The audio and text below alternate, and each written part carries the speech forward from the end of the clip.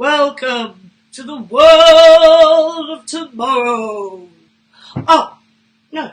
Welcome to Poetryspective, number 61, the 10th online edition from Shelton, and the first ever Melbourne Spoken Word Poetry Festival online edition 2020, still sponsored by Pride of our Footscray Community Bar. My name is Lish, your MC of the eve. Firstly, before we begin, I would like to thank and congratulate Benny Salah and the MSW crew for their fine work in getting this festival up and together.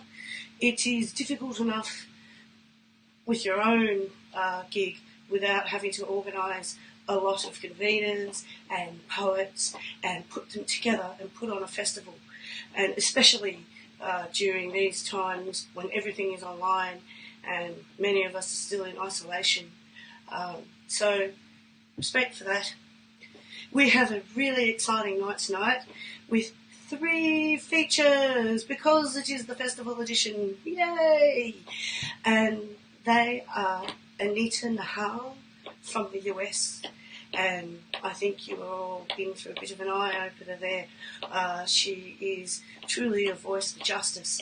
And she also writes children's work as well.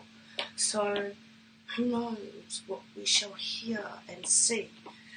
Whatever it is, it shall be wonderful. And Koraly Dimitriadis, she's passionate and powerful and feisty. And that is going to be pretty damn fine.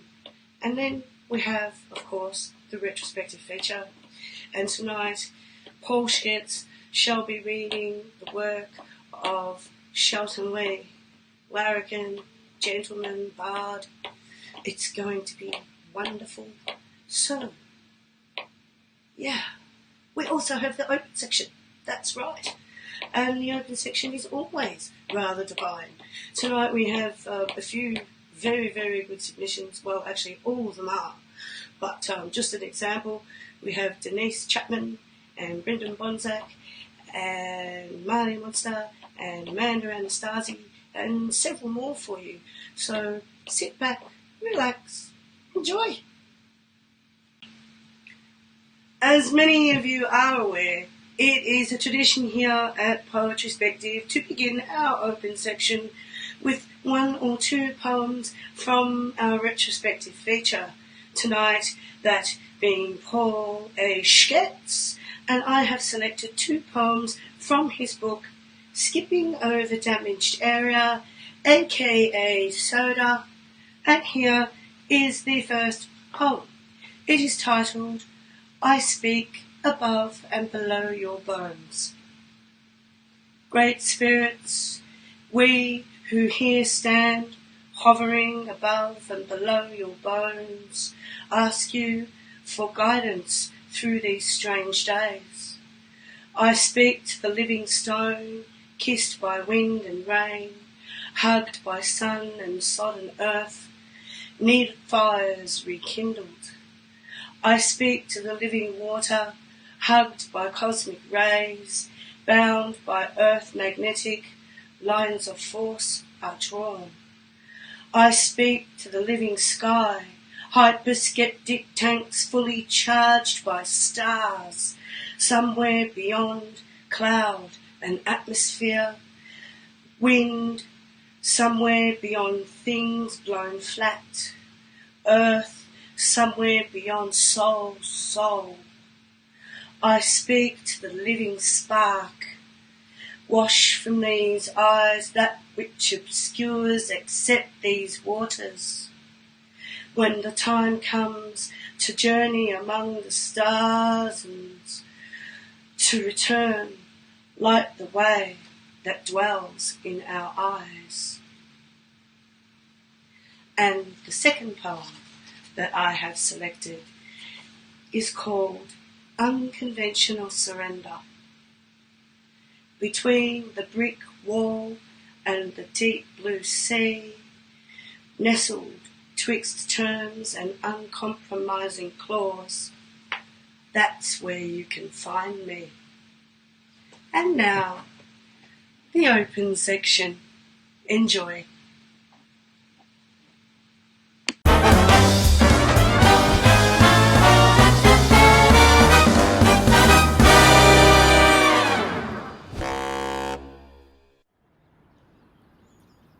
My mother sent me a mask today, folded in the mail. When I was a small boy, I was hit by a truck. I still have the scars under all this somewhere. Actually, it was my own fault. I was running without looking. I remember not remembering. Just the smell of rain-soaked dirt and blood and being held in mother's arms, the animal-patterned handkerchief pressed across my face, the strange gallop and pitch of her voice.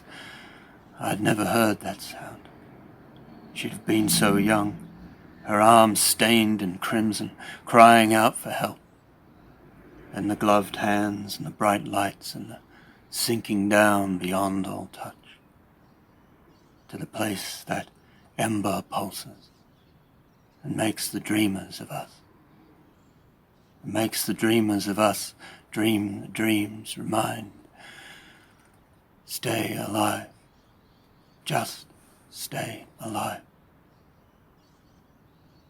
And finding my body alone in the ward, and her along beside. My mother sent me a mask today, folded in the mail.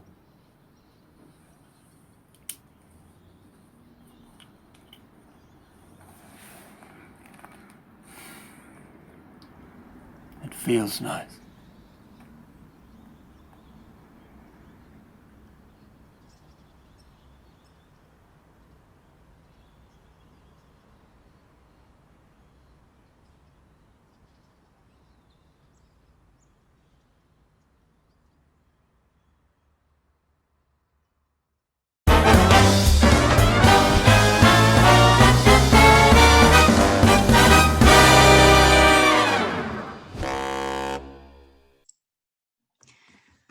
Greetings, poets and poetry lovers. Long time no see, and I've missed you all a lot.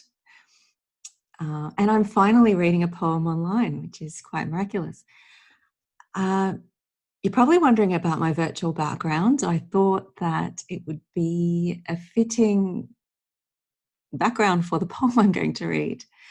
And I've been thinking a lot lately about how children are faring in this pandemic. And as some of you know, I've been writing many poems set in the future. And a lot of these poems are about what the life of children in the future will be like, especially with increased heat waves. And this poem is about that, the idea of weeks and months on end where children may not be allowed to go outside at all. And so this is a poem about that, and I thought in the current pandemic situation where we're all feeling a little restricted, there might be parts of it that some of you can relate to. This is called Charlotte in Her Natural Habitat. After a hot morning, unexpectedly clarified with rain, and once dew had settled on the lightly shook leaves, she was led out by hand to a wallless space, unhurried yet purposeful, her headset, shoes and mask removed. Suddenly alert, her eyes darted to the soft sky, as though she were entering a new yet familiar portal. Her feet met a padded ground, less tightly woven than carpet and firmer than a mat, and without pause, threw herself into the green. Each blade, when taken between the fingers, seemed a cross between cotton and the porous skin of a cheek. The air itself was open, punctuated by both distant and near snippets of birdsong. Though Mum could not say what kind of bird it was that repeated that upward, mischievous invitation, and seemed to betray a knowledge that all was possible and ridiculously easy. As the heat began its return, she asked when she'd be taken again to the secret garden and the magical setting of her many storybooks and films. Mum said, "Yes, again, of course," with eyes averted and dimmed, as she could not say when.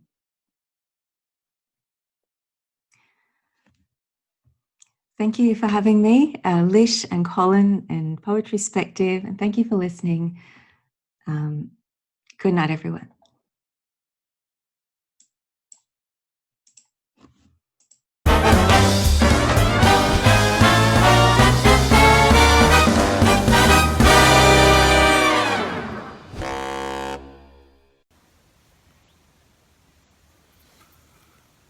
Hi, I'm Dave, and this is my poem, The Night Before My Brother's Funeral.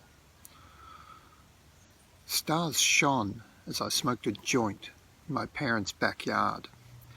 I'd found the spliff in my jacket pocket, forgotten in the mad dash home after the midnight call. A moment alone, a joint in the dark, hiding from the fug within the house. Cattle bellowed in the night, the plaintive sound carried on the winter air. We lived next door to an abattoir. Cows know. Rick must have known too, trapped in the car as his life bled out like one of the cows next door. Mum came and sat with me.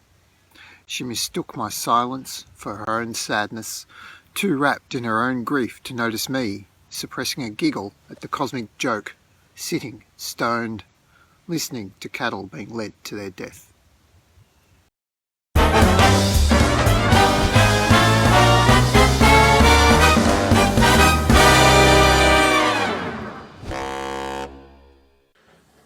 Hey troopers, this is Marty. It's a song I'm going to sing for you, and I hope you enjoy it.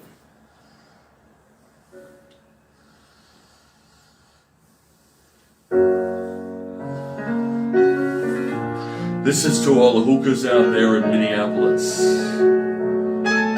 Tragedy and heartbreak, a misguided love.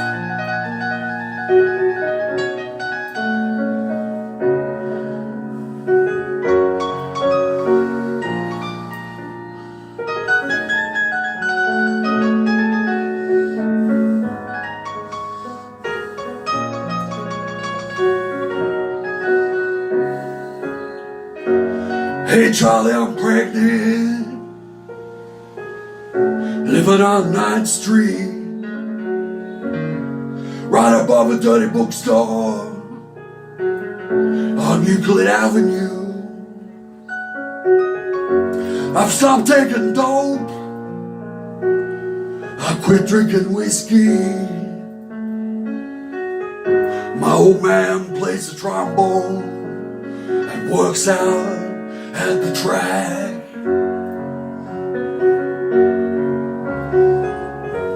He says that he loves me, even though it's not his baby. He says that he'll raise him up like he would his own son. He gave me a ring that was worn by his mother. He takes me out dancing every Saturday night.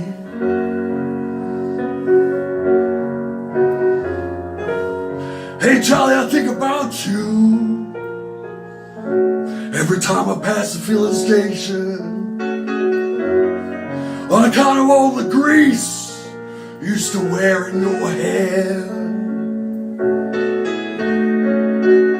Yeah, I still have that record of the Anthony and the Imperials.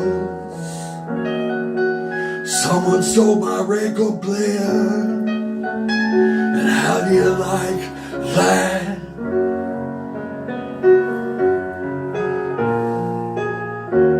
Hey Charlie, I was meant crazy after Mario got busted. I went back to Omaha to live with my folks. Everyone I used to know is either dead or in prison. So I came back to Minneapolis. This time I think I'm gonna stay.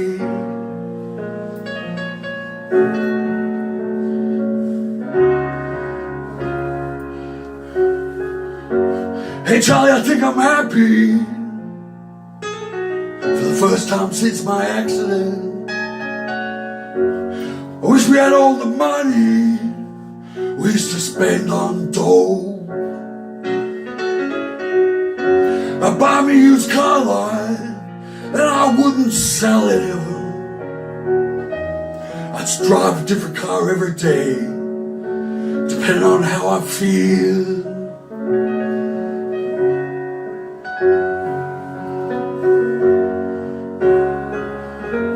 Hey Charlie, for Christ's sakes, if you want to know the truth of it, I don't have a husband. He don't play the trombone. Hey Charlie, I need to borrow money to pay this lawyer and Charlie Hay.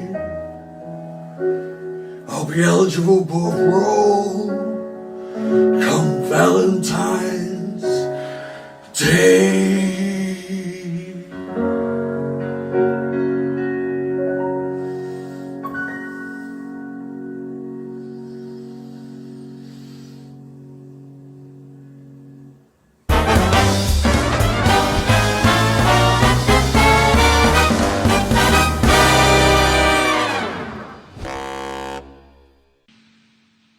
Hello again.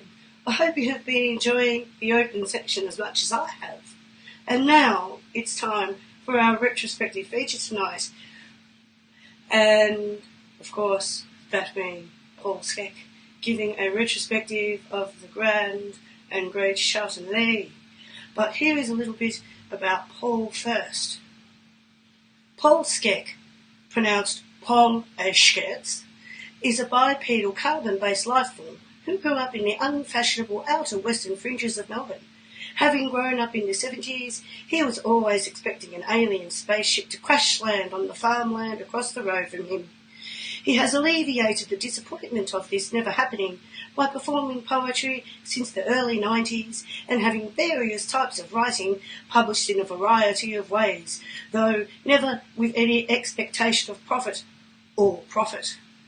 Paul Skec published 5 chapbooks between 1991 to 95, his first launched by Shelton himself. His most recent book, Skipping Over Damaged Area, Luckner Press, was released in 2017. Quotes about Paul: 1984, second quarter report, public speaking. Paul participates fairly well, but he could do more. A ribbon teacher. And now, here is Paul A. Schitz with his retrospective of Shelton Lee. The Elegant Farewell, Heidi, for John Reed. The last time I saw you, John Reed, you bade me your elegant farewell. The long slipper whisper of your leg line as you smoothed into your car, your face like Harlequin or Pixie, your voice like rumbles afar, and it's curious to know in hindsight that this was your elegant farewell. It's what you said that got me. In your sotto voce et al., keep writing poems, Shelley, my boy, with Sunday a faint shadow at your side. Stay alive and I bid you a fond farewell. Sometimes I stand. Sometimes I stand a little bit beyond ourselves and watch as scattered lights through the trees break indifference and settle gently on our hands that separate and waft into floating isolation to break light's shifting bands. Often I have stood and watched the closing of the clouds and thought of sleep, that gentle sleep that captures isolations and weds together all the wilderness that lies beyond our eyes. And when sometimes I see a fallen leaf that's broken from its bough and floated long to the ground, I think of life and then of love and all the circles we go round, all the circles of our death and life. That's where we lie, in that leaf upon the ground. Ah, I love to see your floating form break the tranquil leaves. I love to see your hair unshorn float upon the breeze. A poem on a peach Melba hat, for Hayden Snowy Clark. Well, I was walking down the street just the other day with the Snowdrop Kid, and we decided to drop into Y&J's to see Chloe, you know. She was going to get sold sometime soon, and we wanted to glance at her, just once more. Anyway, we'd barely poked our noses through the door when the manager's fronted up, his arms full spread as if recently crucified, and he said, "You two, out. You's barred. You's barred. You've already been barred forever before. Out." So I gives the Snowdrop Kid a wink and a nudge in the ribs, then shoves this bloke aside. "I'll call the cops," he yelled. "Go right ahead," we says, and chuffed on through to the bar. Well, we'd barely had a chance to glance at the azure eyes of Chloe when the Jacks, all dressed in blue, have come in, and just behind them, with triumphant grin, the manager pointing at us. So we've had to hit the toe, go out the other way real fast, and rather disgusted, we've had to catch a bus. And on the bus we saw this grande dame, all dressed in white linen, I think it was, and she was 80, maybe 85. As languid as a wreath of snow she sat, looking superb in her peach Melba hat. So I gave the kid the nod, sauntered down the aisle, propped opposite her, and proceeded to let her know just how wonderful she looked. To let her know that her lapis lazuli eyes were as deep as the sky, that her lips were as lewd as the sea, that the map of her face could only be explored by a searcher for dreams. And she was ever so sweet, with just a hint of a smile, a mere quirk at the edge of her mouth, and this idiot bus driver, in the midst of my delighted reveries, has turned to me and said, "You can't talk to an old lady like that." Her violet eyes shrank like anemones taken from rocks in the sea. Bewildered and startled, I began to explain that I had taken great pains to be polite to this grande demoiselle.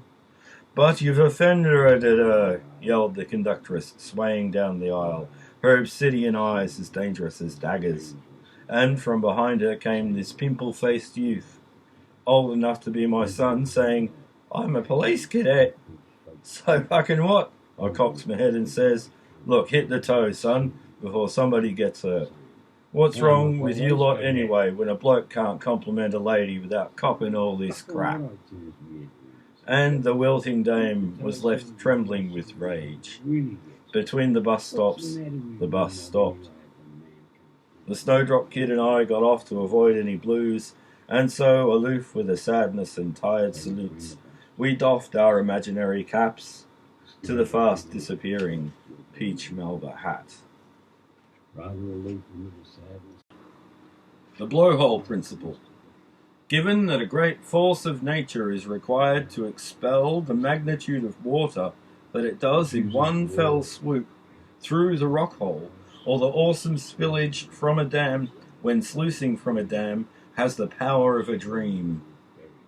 That the awesome sluicing from the dam, the awesome spillage when the sluicing from a dam, a milliton of water that is equal to a tear in force beholden to naught, given that a great force of nature is required to expel the magnitude of water that it does in one fell swoop through the rock hole, given that the awesome sluicing of a dam, that plume of water, that lyrebird tail of colour from the refractive indices of the sun on droplets of mist, given that the rocket thrusts deep into the unknown, that surge, that leaving, given that a surfboard rides the crest bravely on the edge of a slope and plunges, where then is the power of one tear? Hermes on his route with Apollyon's lute, not enough to hobble, which made it hard to pass the lyre on. Talaria winged sandals, Pegasus winged hat, ignore all these, my death lies elsewhere. A galleon cloud. Kristallnacht. We are all refugees in this country, players of cultural games on a borderless stage. The rivers and mountains are hardest to mime, the stillness so hard to act. There is nothing to define our place in all this, little mathematic of the heart. The land groans beneath the weight of it. We dream of the dream the impossible can bring. The three-ringed circus of our lives, where the ringmaster throws the show to the major domo for the night's entertainment, where all is glass-breaking. A Jew kills a Jew in Israel, and a black man in this country hangs in a cell. The Kristallnacht knows no races anymore. In this country, hell, everyone's hated by everyone else. Who keeps the score? Jack Dancer. Jack Dancer. Jack Dancer, he cries, alert and as worrisome as a fishbone. Jack Dancer as alone as that time on the beach at the prom, and the swirl of clouds beat the drum. Jack Dancer, the dream absolute, the world falling down, and the self with it, where nothing is deemed necessary. Jack Dancer, your meaning's an array of the cells, a disarray, a discordant note, the friendless way of the world caught in the claws of a raptured beast. Jack Dancer. For destiny.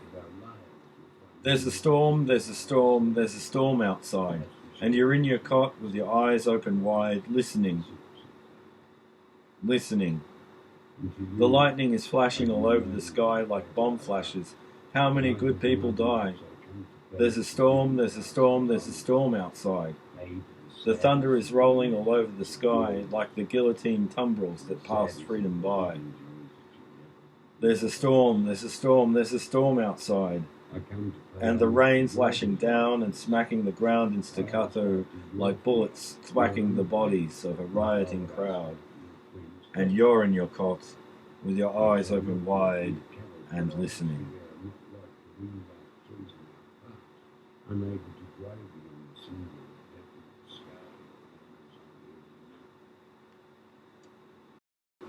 After the blonde, dreaming.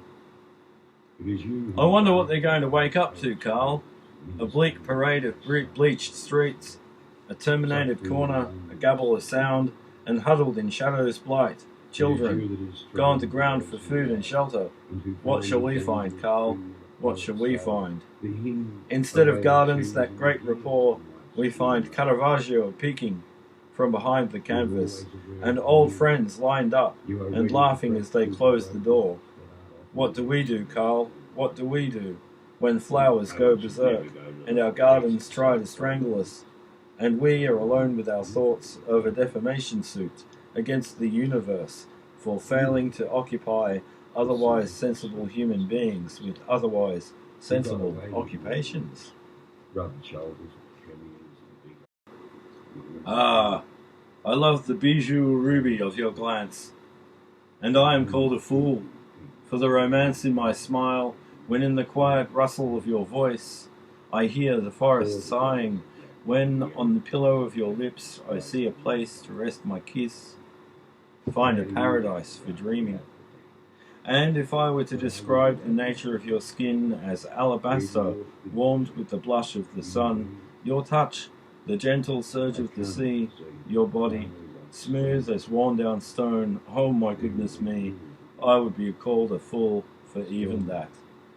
Yet, searching cotton clouds, I see your image resting against the vast penumbra of the sky. Reach out my arms and find you there. How could I be a fool?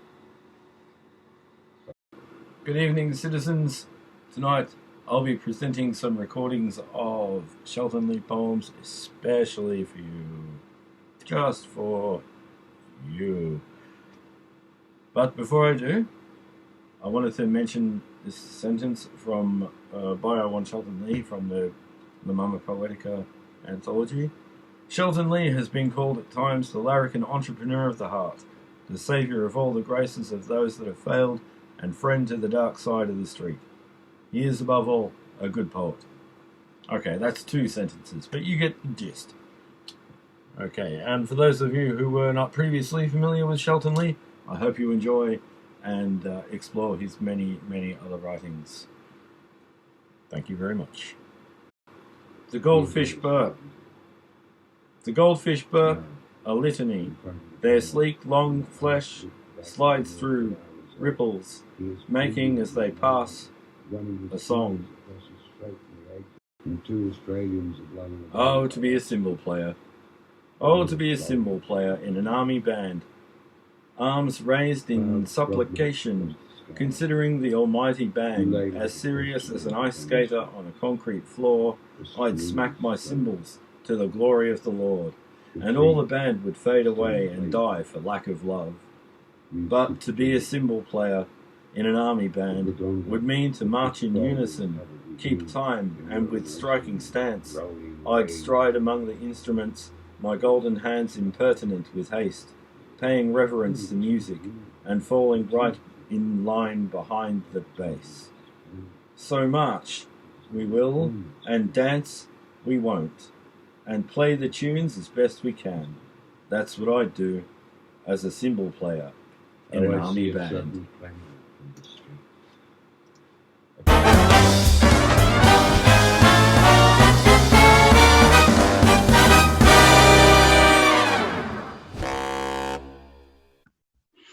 Hi, my name's Denise Chapman, and I have a piece that I'd like to share called CPR. CPR. Woke this morning cold. Found my heart in my bed. She was flopping, gasping round a puddle of disbelief, coughing up angst, mouthing, I don't think we'll get to feel family hugs again. She coughs, sips on my tears, and says, your people are bleeding. On police-taped gravel, on unfolded hospital corners, under 45's blood-stained orange knee. The tide of bleeding continues. But still, their hearts, they swell. So we must continue, persist, and rise. FaceTime mom, dad, Smile across the oceans. Feel the grandchildren's warm words wiggle round their hearts. Mask your words. Cover your thoughts. Stop that virus getting in your head.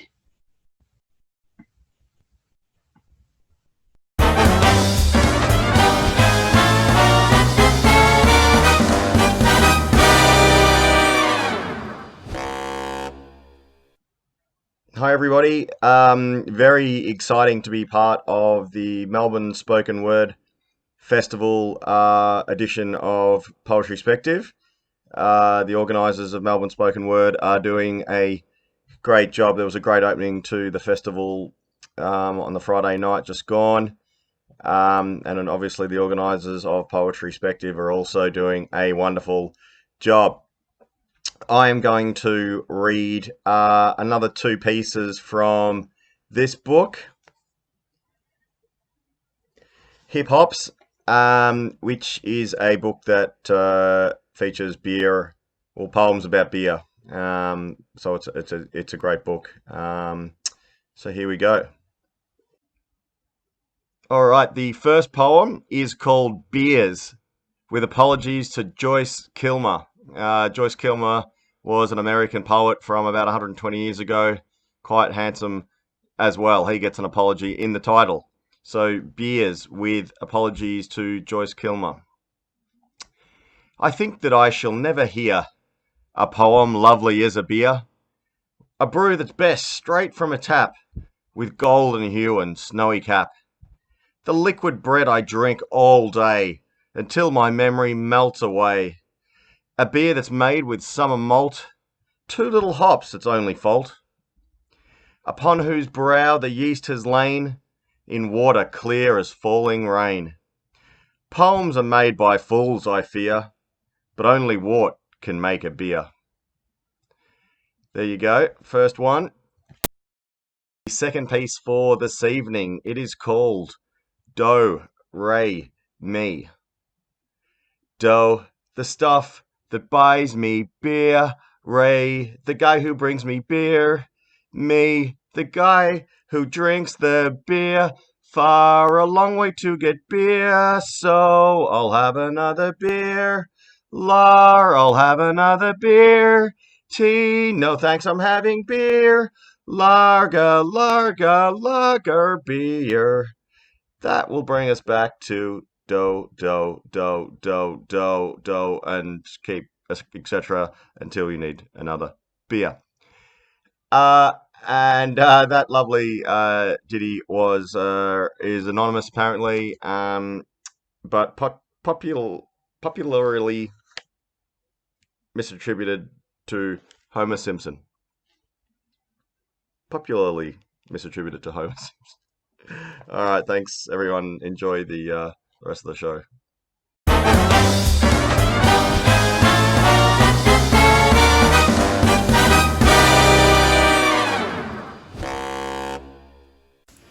Hi, this is a poem by Brian Patton from Little Johnny's Confession, and it's called Little Johnny's Foolish Invention.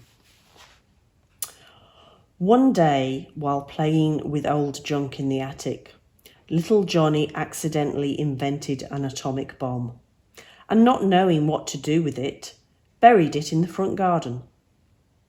Next morning, during cornflakes and sunrise, he noticed it glowing damp among the cabbages, and so took it out into the city, where it smelt of tulips, but was sadly inedible.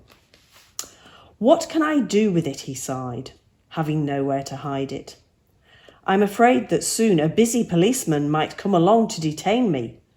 I'd make a statement, say, I'd like a new bomb, a blue bomb, a bomb I could explode in dormitories, where my friends are sleeping, that would not wake them or shake them, but would simply keep them from weeping.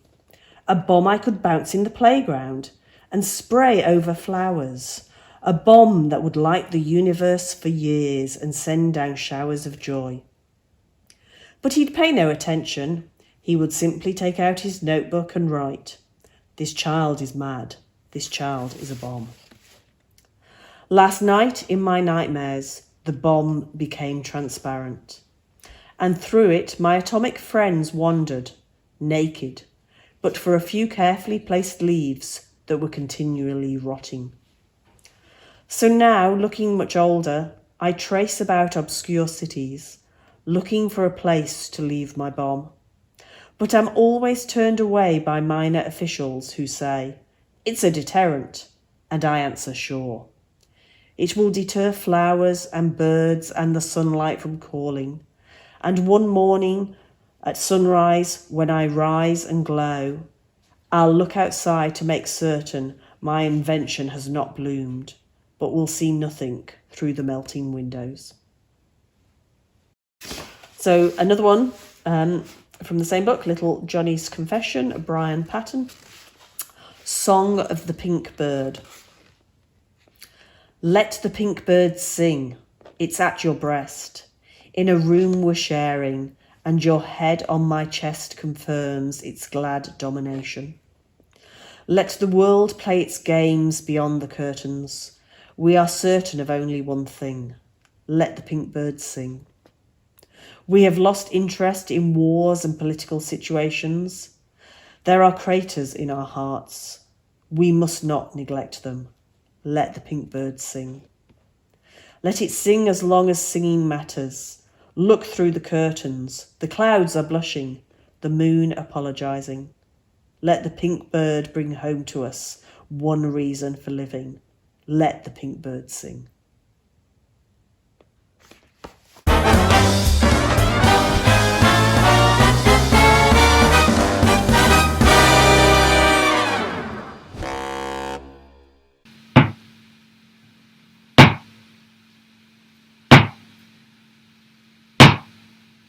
Now it is time for our feature, Anita Nahal, and here are a few words about the woman herself. Anita Nahal, PhD, CDP. Anita Nahal is a poet, short story writer and flash fictionist, children's author, professor, higher education administrator, and D&I consultant.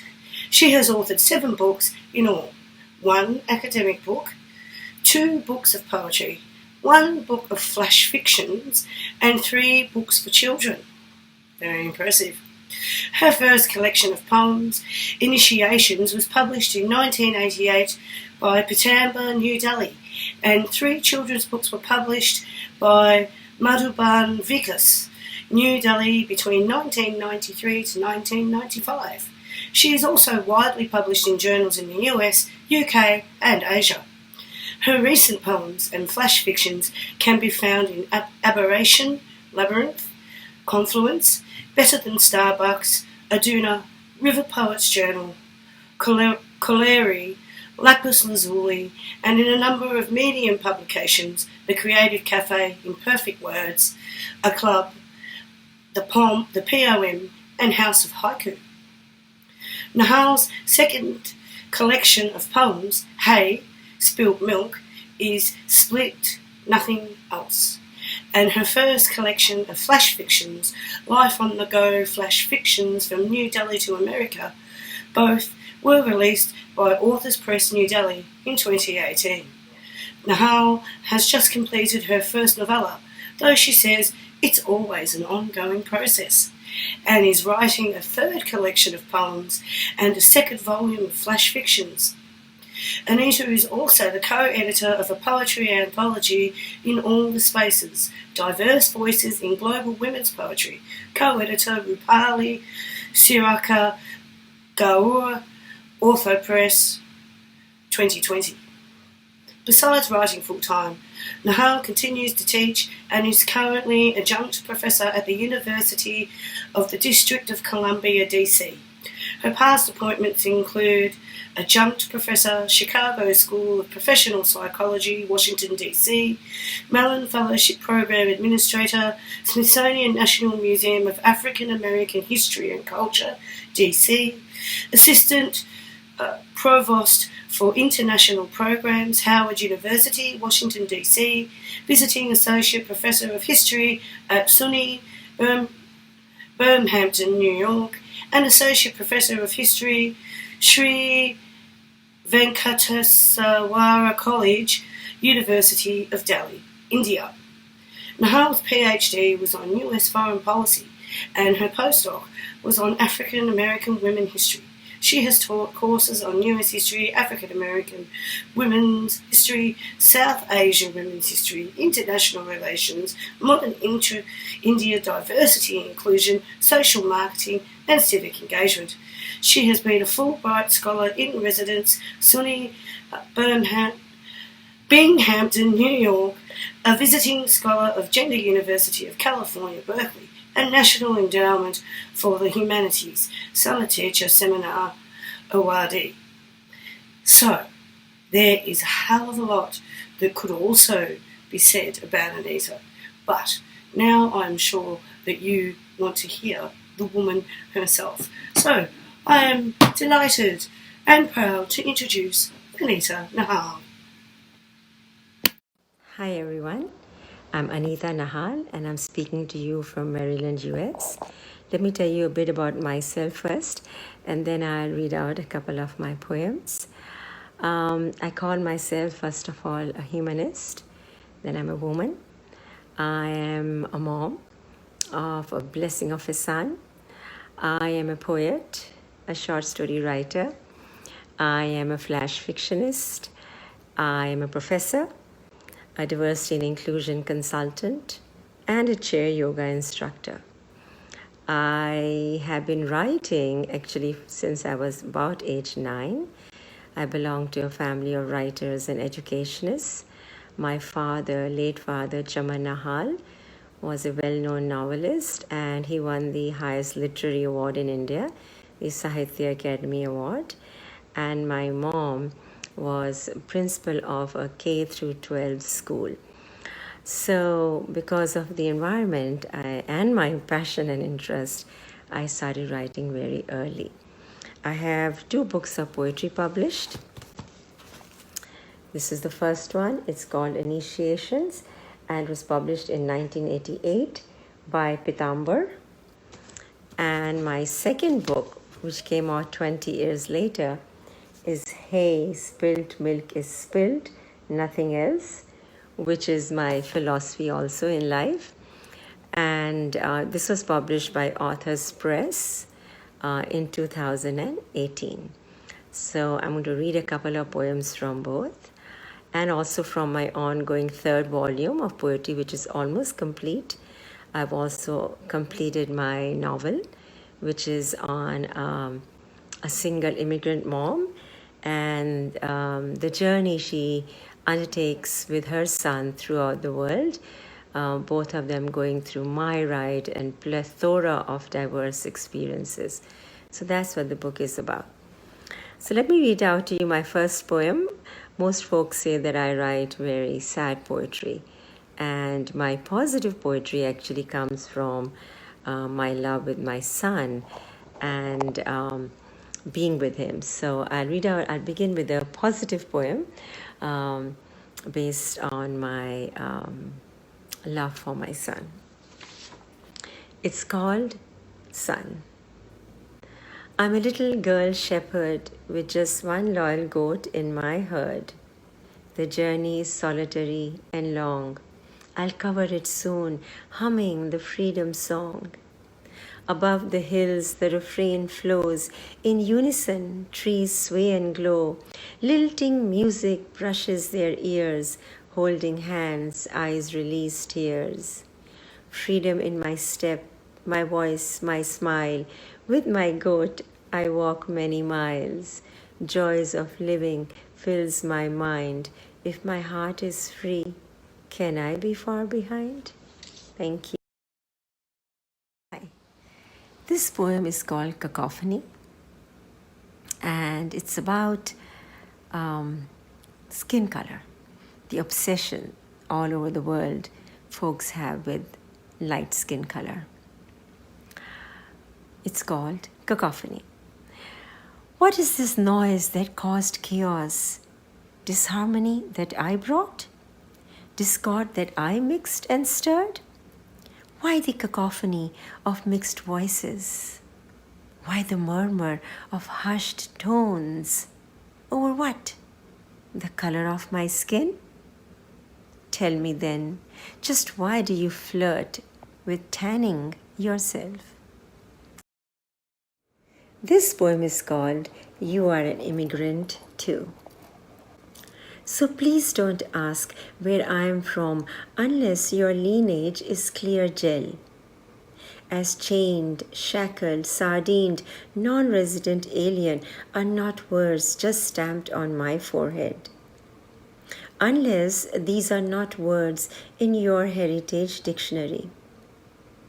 And then there was once upon a time engineered for the flow of forced horseshoe bluebloods and pedigrees who turned amnesiac soon after.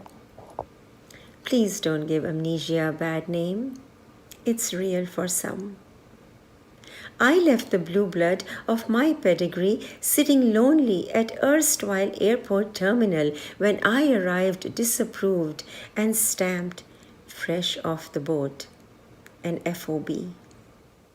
Gucci, Prada, Vera Wang, Dolce Gabbana, Oscar de la Renta, you yourself, now hyphenated, you regurgitate pedigree names, forgetting you are of a massive accretion. And the molten lava still gurgles in the pit spewing reality on your artificial, genetically engineered amnesiac illness. Please don't give amnesia a bad name. It's real for some. I don't wait for you to call me anything. I do it myself.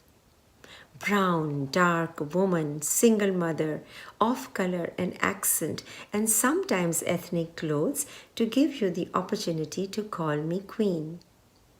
Sorry, I refuse to bring the snake charmers and elephants patrolling my native streets. Sorry, I refuse to bring the snake charmers and elephants patrolling my native streets. They only exist in your catatonic imagination. This is a prose poem. This was a prose poem. I write a lot of prose poems, and this was from my second volume, Hey, Spilt Milk is Spilled, Nothing Else. Thank you. Hi, I'm Anita Nahal, and I'm speaking to you from Maryland, US, right outside Washington, D.C. The poem I'm going to recite today comes from emotions related to COVID-19. The utter shock, the fear, the helplessness, the deep sadness on seeing so many passing away all over the world without ever seeing or touching their loved ones again. This poem comes from those emotions. It's called What Happened to Their Clothes. As I was doing yoga, laying on the carpet in my bedroom, I saw my clothes hanging in my open cupboard. They seemed oddly silent. I wondered if I would ever wear any again. To dance, to work, or the grocery store, or anywhere. Tears started to swell up. What happened to the clothes of those who died from COVID-19? Are they still hanging in their cupboards? Still waiting to be worn to work or dinner or theater? Still waiting to wrap their owners' bodies? What happened to their beds and comforters? Are they still waiting to give sleep to their owners? Why am I thinking of inanimate objects? I asked myself. Why wasn't I thinking of their loved ones left behind? I suppose the news I read today of their bodies being quickly driven away by body collectors in hazmat suits, never to be seen by their loved ones again, made me cry more for their clothes and bed sheets. that their loved ones would never see them in again. Thank you. I'm Anita Nahal. I'm speaking to you from Maryland, US. I'm wearing a South Indian Kanjivaram sari, and I'm going to recite a poem in honor of my mom who has passed. Sari. When I was a child, I saw you as the grace around my mom. She loved you in chiffons, silks, and cottons, making sure you were taken care of, cleaned and sparkling with gold borders brimming. She washed and starched the cotton ones at home, drying in the breeze and sun, and she folded you perfectly, easing the creases, and you sat in her perfumed cupboards like royal decrees waiting for a queen's order. She separated you by day or night, party, wedding, and even funeral whites, which she kept in separate boxes, not abandoned, but revered. At her workplace, she'd walk quickly in you, not letting your multiple folds hinder her. And at home, when relaxing, she chose to drape you around her. Any spots spilled were quickly washed or dry cleaned, a prayer ever on her lips. As I age, I recall you in her, and especially love wearing the ones she gave me, wrapping her grace around me. Thank you. Here's my poem on hope. Hope at this very challenging, difficult time around the world. A time of fear and sadness and scare and trauma for thousands of millions of people suffering and dying from COVID-19. The poem is called Hold On Baby, We'll Soon Be Home. COVID-19's madness is all around us, churning, tossing, whipping, and we bunker in the eye of the vortex in an artificial bubble of safety. We aren't home free yet, baby. My son, the smile on his face, my family and friends doing okay, keep my hopes sprinting, trying to find the path out the whirlwind of death encircling us like a snake ready to strike. We ain't home free yet, baby. We are still living in an artificial bubble home and mostly thriving, yet we ain't truly home, baby. At this moment, COVID-19 may be the giant in the woodstock, but humans are astute. And we build and build and build like ants. It will take time, but hold on, baby. We'll soon be home. Hold on tight to hopes. Hold on tight to strands of air you breathe to stay alive. Hold on to any make-believes. Hold on to your dreams. Hold on to future time. Hold on, baby. Hold on. We'll soon be home. Thank you. Hi. So this is my last poem in this collection for Poetryspective. And I truly from my heart thank Poetryspective for bringing my poetry to Australia. I am thrilled by that. Australia is a beautiful land where me and my family, we have been wanting to go for such a long time. God willing, when things are all okay in the world, we shall go. So this poem is called Mom's Shoulders. As a 20-something, I used to watch my mom's slim shoulders, seeming young forever, rounded and glowing. In extreme Delhi heat, she'd fan herself with her sari pallo. Pallo means the corner of the sari, one little corner of the sari. In extreme Delhi heat, she'd fan herself with her sari pallo, sprinkling water on her skin, and her sleeveless blouse with narrow shoulder straps gave me a glimpse. They appeared like those of a young woman. I'm the age now she was then. I watch mine in the mirror, same as hers. Upon stroking, I find them downy and silky. Maybe now I understand why my mom's shoulders looked so youthful. Continuous yoga, and I presume oils she massaged there.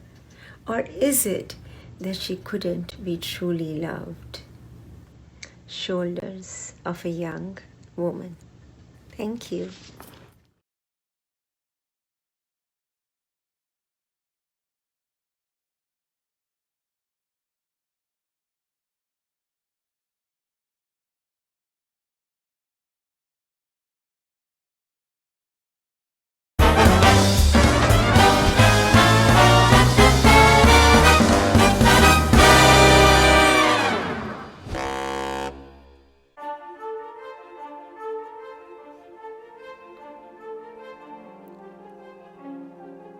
Space, limitless thoughts jostling inside head until steam bursts from ears to create black holes substantial enough for cogs to turn, stimulating a supernova from the myriad of floundering ideas to spark a genius scream. Eureka! Psychedelic brainwave leaving audience electrocuted in a galaxy, gasping for air. Infinity, ocean's tide churning murky mystery as waves surge in and out, gathering immeasurable particles of sand.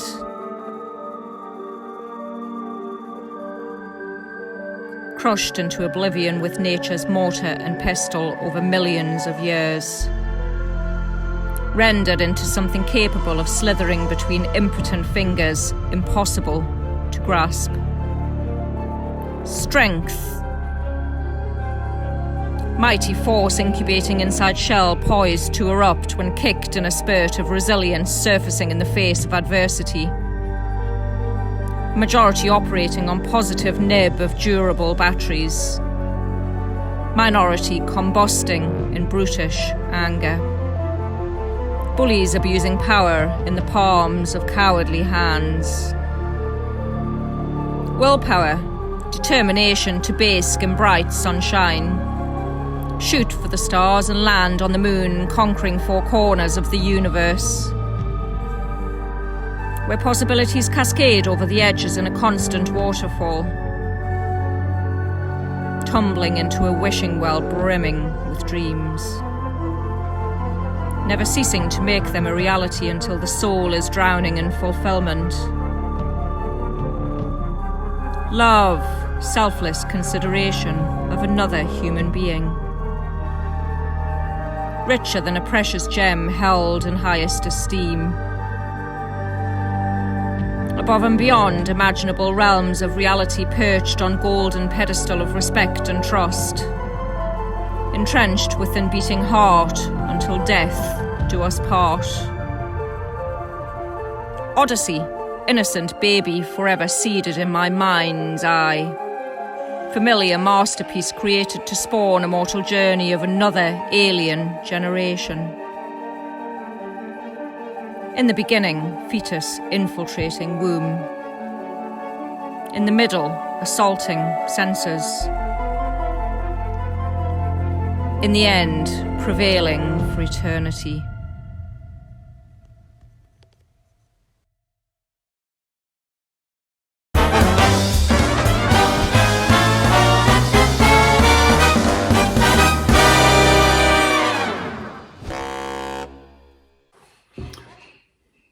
Good evening, everyone. I hope you're enjoying this version of Poetryspective number 61, brought to you as part of the Melbourne Spoken Word Festival for 2020.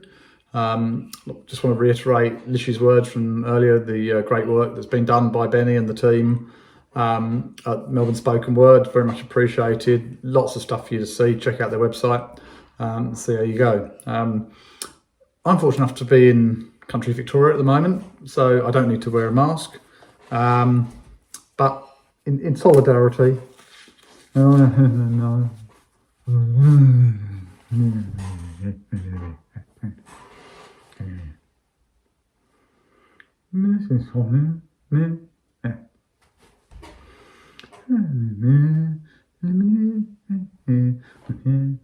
macadamia shortbread. And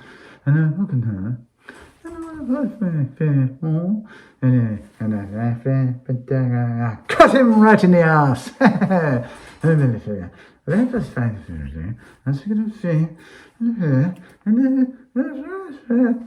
Got a screw in his pocket. I would have thought.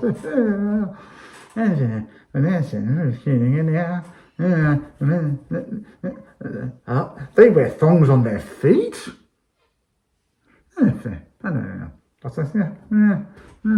5G towers off the firmament. Never landed on the moon. Quite interesting.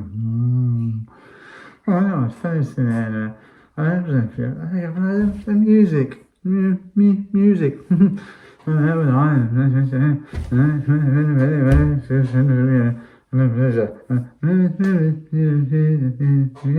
Where you get fucked? England. It's like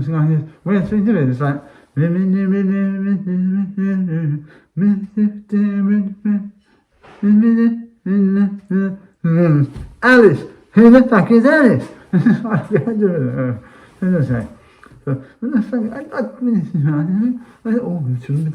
It's really quite good.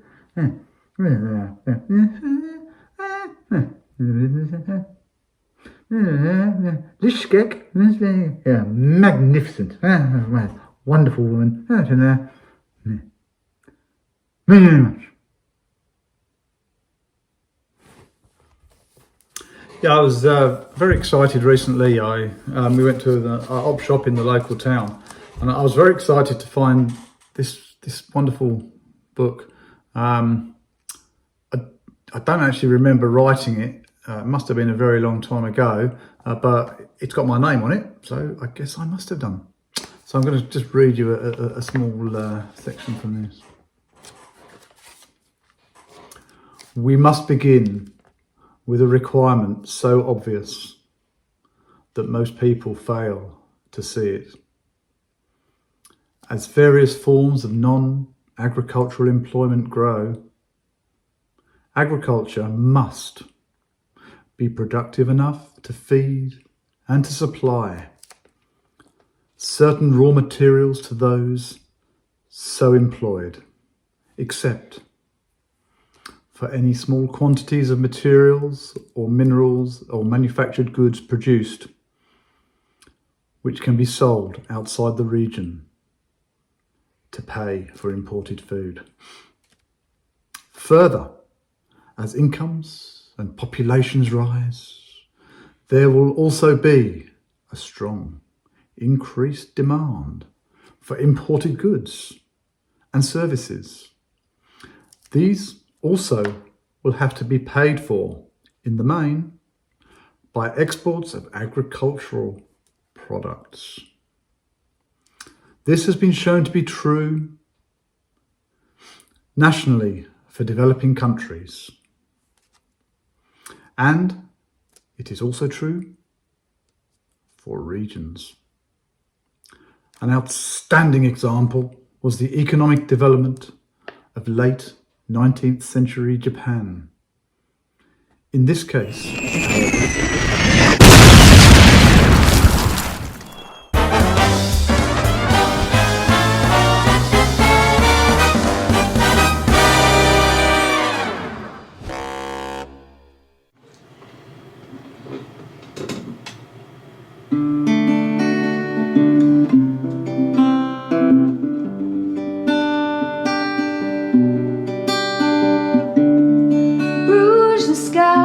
tonight, the sound of traffic's heels, light on the asphalt in the rain. Brunswick Street, all of the slippery conversation spill out from cafe doors. Girls dance pavans with passing cars.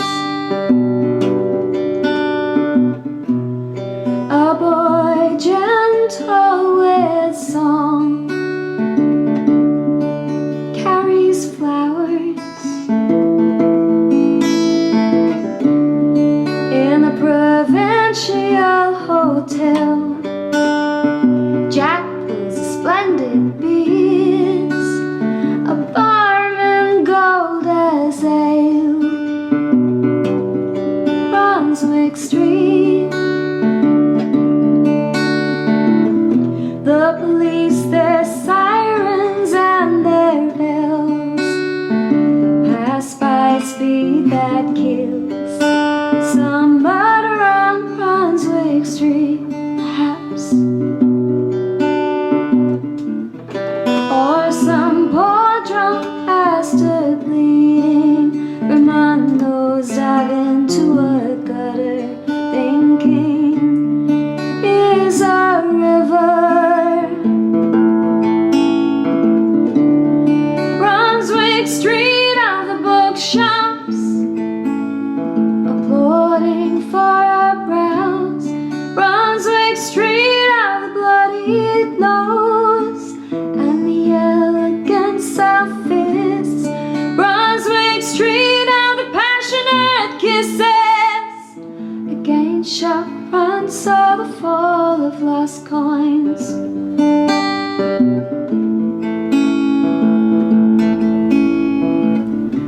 Organs that dropped in haste scar the landscape. Brunswick Street of the lost hearts of our smile. Brunswick Street, I adore your long half mile.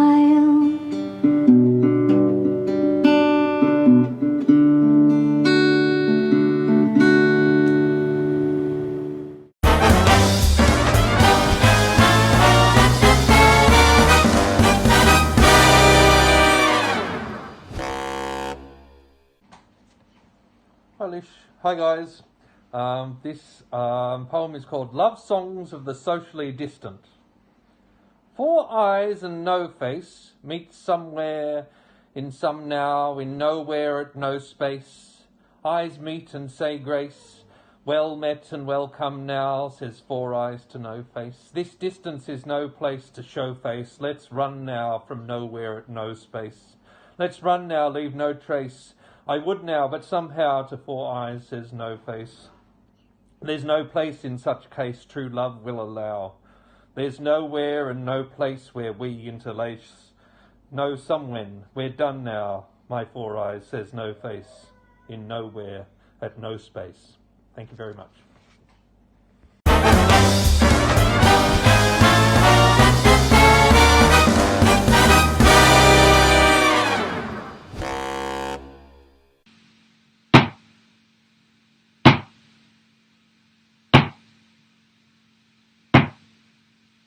It's now time for our feature, Koraly Dimitriadis. And here are a few words about the woman herself. Koraly Dimitriadis is the author of the poetry books Love and Fuck Poems, which has also been translated into Greek, and Just Give Me the Pills. These 2 works form the basis of her theatre show I Say the Wrong Things All the Time, which premiered at the Mama. Koraly has performed her poetry nationally and internationally at theatres and festivals, including the Feminist Writers Festival, the Poetry Cafe in London, the Bowery in New York, the Milos Festival in Krakow. Koraly is a cast member and writer for Outer Urban Projects Poetic License, which premiered at the Melbourne Writers Festival and was remounted at Darebin Arts and 45 Downstairs. Koraly makes short films of her poems and was recently awarded a Creative Victoria grant to make more films during the pandemic. Koraly's columns have been published across the Australian media with international publications in the Washington Post. Koraly was awarded the UNESCO City of Literature Residency in Krakow, a Wheeler Centre Hot Desk Fellowship, and a Moreland Writers Residency for her debut fiction manuscript, Divided Island. This is Koraly Dimitriadis.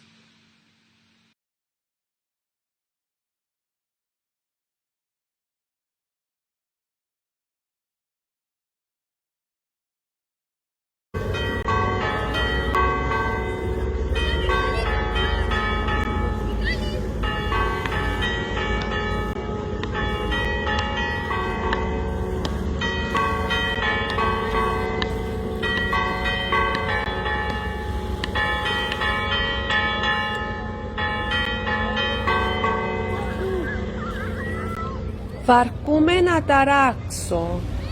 Ουφου, βαρκούμε να ταράξω. Θέλω να βουτήσω, αλλά πίνω το ποτό μου στον καφενέ. Βλέπω την παραλία μέσα από τα γιαγιά μου. Ουφου, έλεος, εμπειρά. Βαρκούμε τη ζωή μου. Όλοι μου λένε να σιωπήσω. Κάθομαι δαμέ να γράφω, να χαλαρώσω. Εν ταράσω για κανένα. Βαρκούμε, να μείνω δαμέ, ώσπου να με πιάσει η έπνευση να βουτήσω.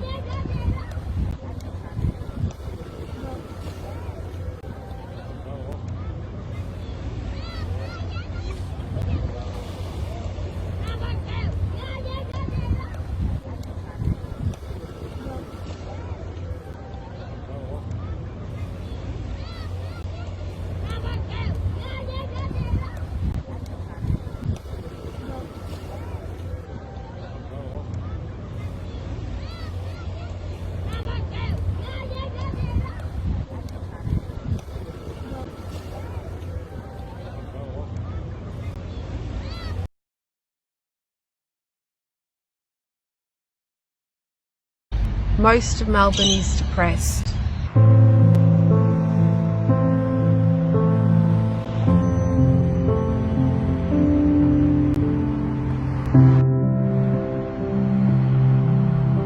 And why wouldn't we be?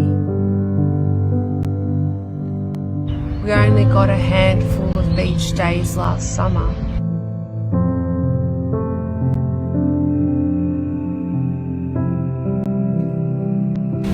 Summer before that, and the summer before that.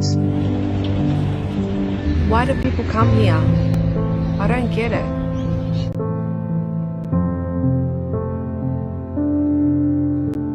Yes, we have a thriving night scene and art coming out of every one of our pores.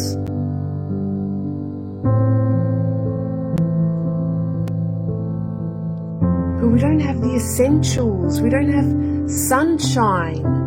And when it happens to make an appearance, we scrummage for it like it's lost treasure.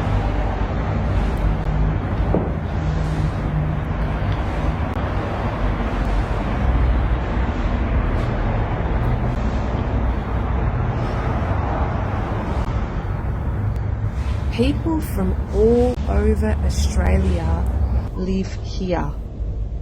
People from Perth. I say stay over there in your sunshine and save yourself. It's so cold and miserable here. You just want to step out onto the street and have a car flatten you or something.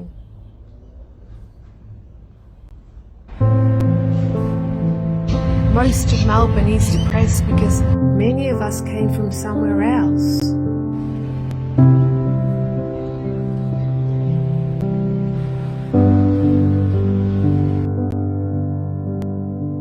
My parents were born in Cyprus, therefore all my DNA is Cypriot.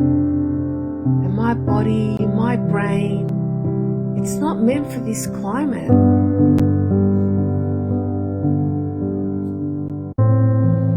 Needs long extended doses of natural vitamin D, so it gets depressed and doesn't want to extend past tomorrow. My DNA cannot acclimatise to misery and sorrow. It is meant to be enjoying summer 80% of the year.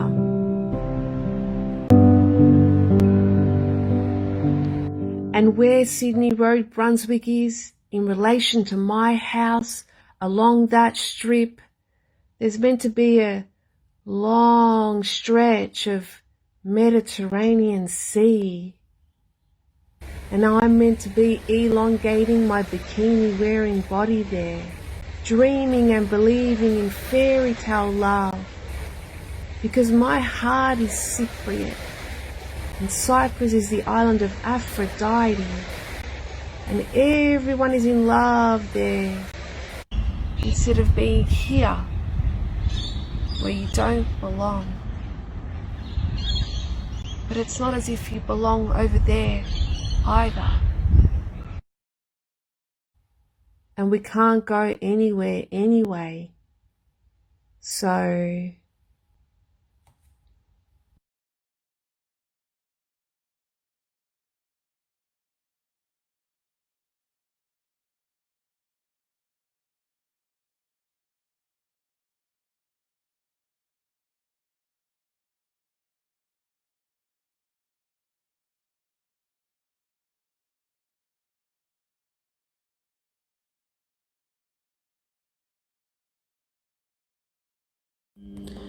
she's not normal. Why isn't she normal? Why can't she be normal? Why can't she say normal things? She's not normal. Why can't she be normal? She makes me feel really uncomfortable. I can't, because she's not normal. Why can't she be normal and do normal things and speak in normal ways and say normal things and do normal things? Just be normal. God, it's just so infuriating. It makes me cringe. It makes me feel shit. Why can't she be normal? Why can't she be like us? Why can't she be like everyone else? Why? What's wrong with her? There's nothing wrong with me. There's something wrong with her and her friends and people like her. What's wrong with them? Why can't they just be like us? Like, just normal. It's weird. It must be her parents or something. Something went wrong. Something happened. And now she's just not normal. I wish she was. She makes me feel terrible. God. I hope she finds the help she needs. I hope she gets what she needs and finds what she needs. I really do. I really hope. I really pray that she gets the help that she needs so she can just be normal. And then I won't have to feel like this. Why can't her life be normal? Like the things she does in her life. Why can't they be normal? Why? I don't understand. There's a way things should be done. What's wrong with her? Why is she like that? I don't get it.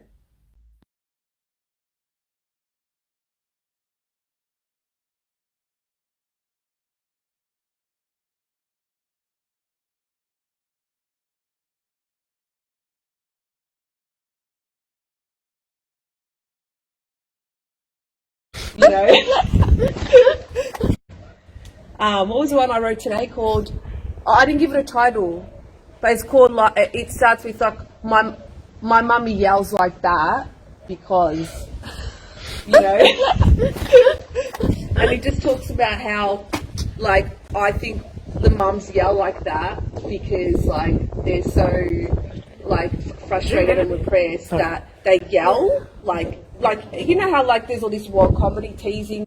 Ποια εν τούτη εν Τζίνι πέλη, Τζίνι που αφήνει το κοπελούιν της και γυρίζει, Τζίνι παλαβή, η χαζή, Τζίνι αλήτισσα, η πουτάνα, που κουβαλά τον παγιοφεμενισμό, Τζίνι αρνητική. Εν είναι η κοινωνία το πρόβλημα, αλλά Τζίνι πέλη, ανεσιωπούσεν γελίο, ούλον πάνω στη κελέ μας, φεμενισμό, ρασισμό, ούλα τα σκατά. Όχι, εν την καγιώ πουθενά, εν διασκέδαση που θέλω, όχι βάσανα, να πάει στο καλό και αν θέλει να αλλάξει λίγο, ξέρει τον αριθμό μου.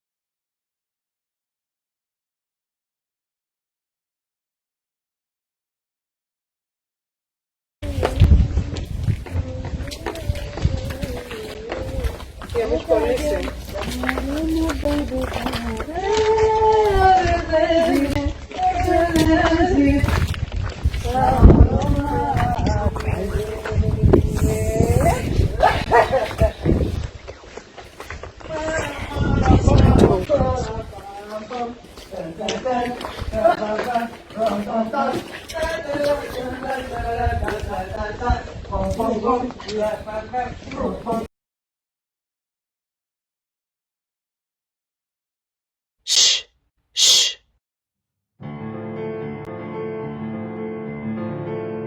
Shh, woman. Shh. Woman, why are you so loud? You're too chatty, too whiny, too observant. You should a little shh.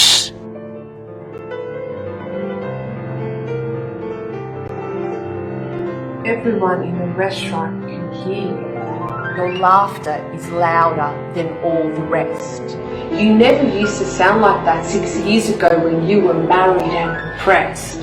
You sound really, really happy. But the entire restaurant wants to lean over to tap you on the shoulder to say, shh, you won't get anywhere in life. You won't get a man talking like that and writing like that and being like that. Take a leaf out of your past and shh. Remember how you always shh. Be more like that. Be more motherly, more elegant. Smile for the camera. Shh. Swallow your laughter. Shh. Be polite. Shh. Shh. Shh. Employers want to hire women that are part of the all-male team. So don't speak inappropriately, don't challenge, don't question, don't dream.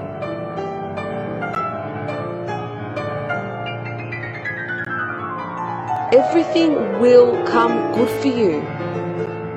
You'll have everything you want and everything you need. You've got to trust me on this. The only way to succeed is to bring your lips together and shh. That's it. Shh, shh, shh.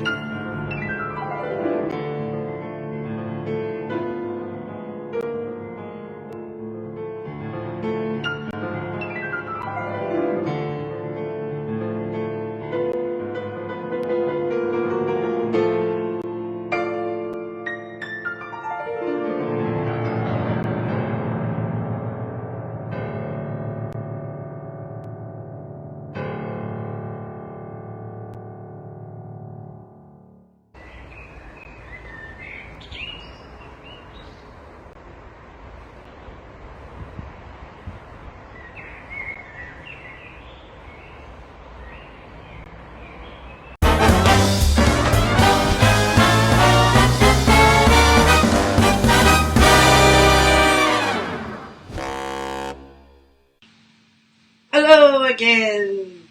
See the hearts on my hat?